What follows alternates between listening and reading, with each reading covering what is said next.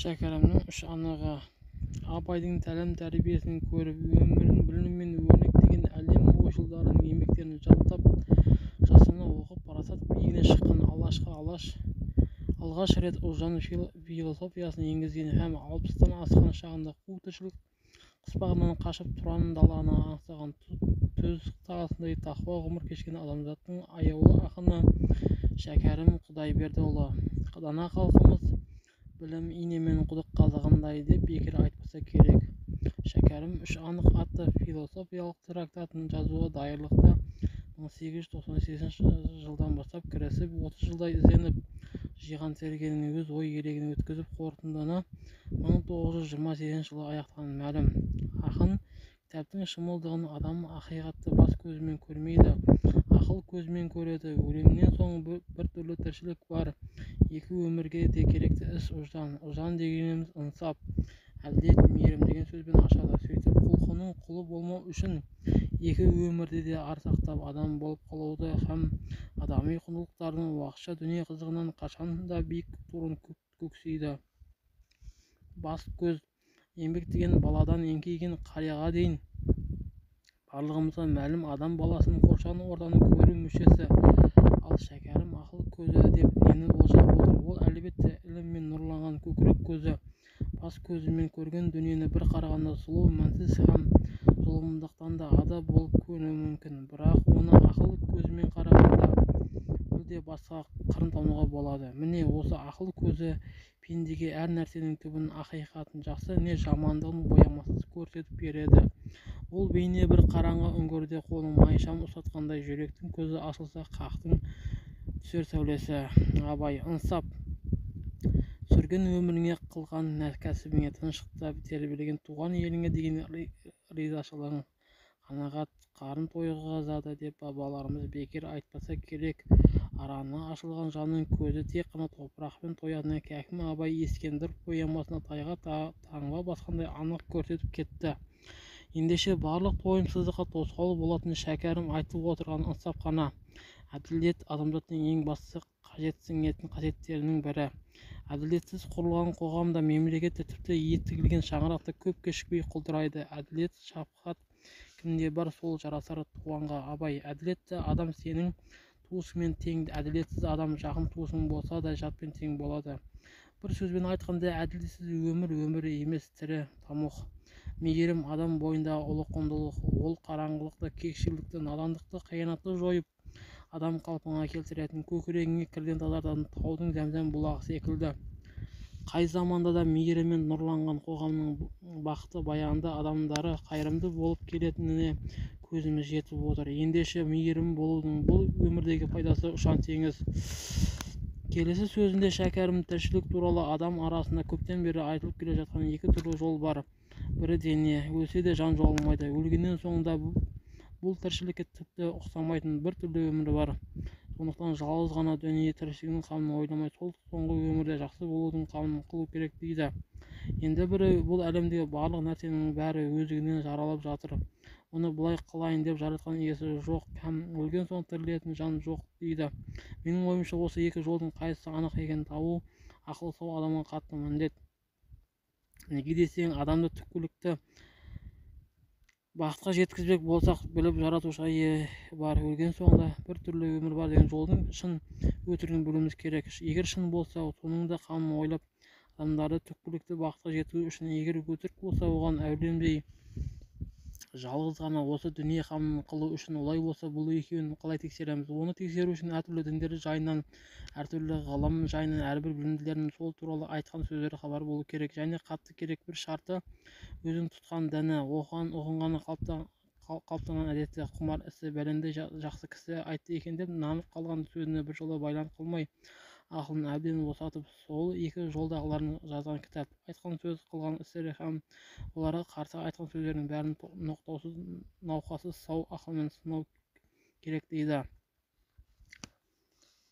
Асылы бұл сөздің шын жанашырлықпен һәм аса біргілікпен айтылғаны дау жоқ. Неге десеңіз, жақсы мен жаманды, ақ пен қараны ажыратып алмай кезіккен дүниеге бас ұрып табынып кететін мінезімізде жоқ емес. Сондықтан Шәкәрім айтқандай, сау ақылмен сынап, барлығын ой елегінен өткізіп барып қабылдау керек. Одан кейінгі сөзде ғалым әлемге белгілі философ ойшылдардың жаратылыс туралы жазған еңбектерін дәлелдерін шолып өтеді. Мысалы, Литерия, Майен, Бюйнер, Демокрит, Дорн, Декарт, Кодерс, Спенсер, Конт, Беренже, Руссо, Ламетри, Лемке, Мишель, Кетле, Пифагор, Архимед, Птоломей, Гиппарх, Сократ, Месмер, Каллиостро сияқты білімділердің адамның ішкі ындынын тексеріп, дүниенің сырын ұғуды мақсұт қылған меңзейді. Мінеки шәкірімнің әлем кітапханаларын аралап, жүздеген ғылым мен жазушы ақындардың сөздерін ақ қағазға түсіріп, соның барлығын сау ақылы сынатып отырғанын аңғардық. Бұл да абай қалаған мектептің жарқын үлгісі деуге толық негіз бар.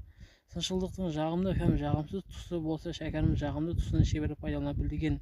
Шәкәрім қажы осы еңбегінің қорытындысында ізін білдірмеудің айласын тапса болғаны, себебі өлген соңғы жан өміріне нана алмай ұлжан совет жан екі өмірге бірдей керек таяныш екенін нана алмаған кісінің жүрегін ешбір ғылым, өнер, ешбір жол заңды тазарта алмайды. Егер бір адам жанның өлген соңғы өмір мен ұлжан соның азығы екенін әбден таныса, оның жүрегін еш нәрсе қарайта алмайды. Адам атаулыны бір бауырдай қылып екі өмірде де жақсылықпен өмір сүргізетін жолы осы мұсылман жолы сияқты.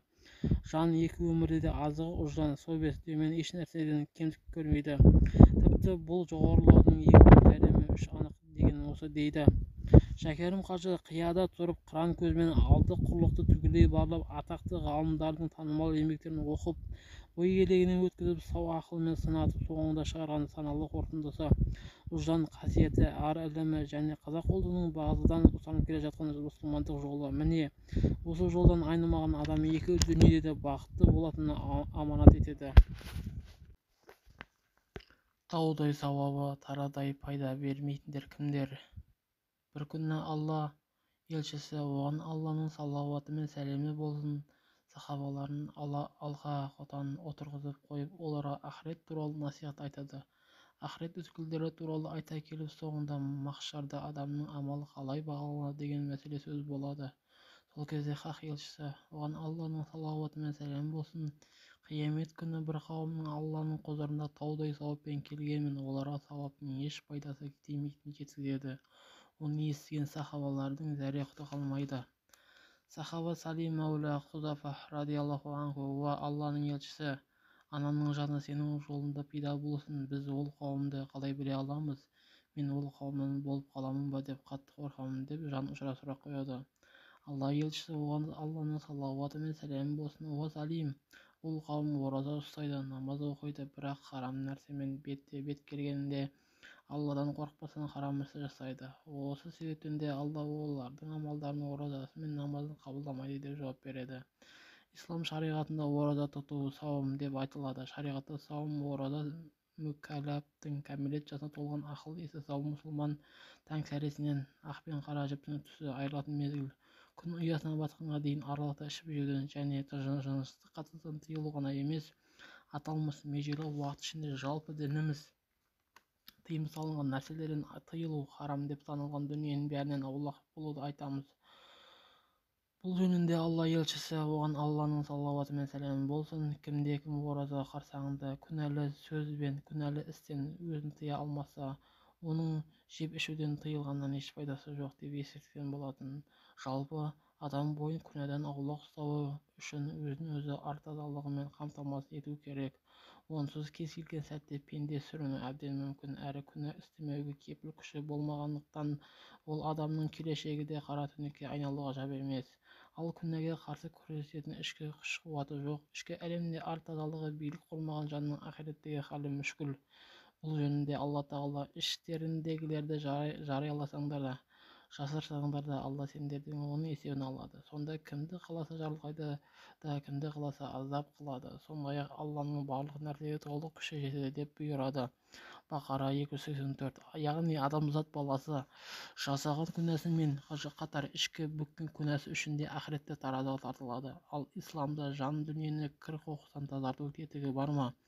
Иә бар. Оны дінімізде мұрахаба, шариғатқа лайықты сыртқы пішіні мен ішкі жан дүниені сәйкестендіру деп айтады. Бұл жан дүниенің тазалығын қамтамасыз ететін психологиялық тірек һәм күні ойларға қарсы күресетін рухани қуат көзі. әсілі адамның ындыны бұзылса кез келген уақытта ылаң сала алады. Демек жан дүниеге жебір ой жайғасып алып күнә мен қылмыс жасауға еліктірмес үшін көңіл айдын-кілетпей мұнтаздай таза ұстау шарт. Ал мурахаба мен хауруланып енжарлыққа жол бермей ішкі әлемге сақшы қойып сананы сап ұстаса күнә мен қылмыстың екі есе алдын алып пенде пәк күйге бөтене алады. Адамның жан дүниесінің жаман пиғылы болмаса арға жат жалаудай да жаман іс-әрекеті жасай алмайды. Бұл мәселе хақында Мүйізі Қарағайдай ірі ислам ғұламалары том-том кітап жазған. Соның бірі данышпан Шәкәрім қажы өзінің еңбектерінде рухани тазалық туралы толғана келіп, ар ілімі хақында ар қайда, рахым қайда, әдеп қайда, быт-шыт боп неге жүрміз әбір сайда, көз жұмып көшпен көрген ұлы той деп береді бұл наданды кімге пайда. Ақылды сол нысап пен ар сақтайды, арсыз сол арамдықпен жан сақтайды. Адал жолы таза еңбекпен күнін көріп, жаны үшін адамшылық ара сатпайды деп жырлайды. Көріп байғанымыздай қажы атамыздың пайымдауынша, ақылды мұсылман ақырет таразысында муфлис, рухани банкрот, яғни сауабы аз күнәсі басым болмас үшін ең алдымен ар-махамына ие болу шарт. Ар іліміне игермейінше нәпсіні тізгіндеу, сайтанның уәсуасасына қарсы тұру, жебір ойдың жетегіне кетпеу мүмкін емес. Ал жүрегінде ар ілімін ұялатқан жан адамшылығы мен мұсылманның ешқашан сатпайды. Бойын кір-қоқыстан таза ұстап, жан дүниесі саф күйге бөленіп, соған сай іс-әрекет ете көз сүйсінерлік көркем болады. Алла елшісі оған Алланың салауаты мен сәлемі болсын өзінің мүбәрак хадистерінде адамның бойында бір кесек ет бар. Сол ет таза болса, адамның іс-әрекеті де мұнтаздай таза болады. Ол ет таза болмаса, адамның қылығы да лас болады. Ол ет жүрек. Деп мұсылман үмбетіне жүректі таза ұстауды насихаттаған болатын. Олай болса, құрметті мұсылман бауырлар, жасаған күллі құлшылық ғибадаттарымыз, оның ішінде 30 күндік оразамыз Алланың құзырында қабыл болсын десек, ішіп-жеуден тыйылумен бірге ішкі жан дүниемізді де ар ілімінде сусындатып, ойымызды һәм бойымызды кір-қоқыстан таза ұстағанымыз ләзім. Сонда ғана құлшылық амалдарымыз, 30 күнгі тұтқан оразамыз ақыретте зор пайда әкелмек. Ауыз бекіткеніміз хақ жамалымен қауышуға алтын көпір болмақ.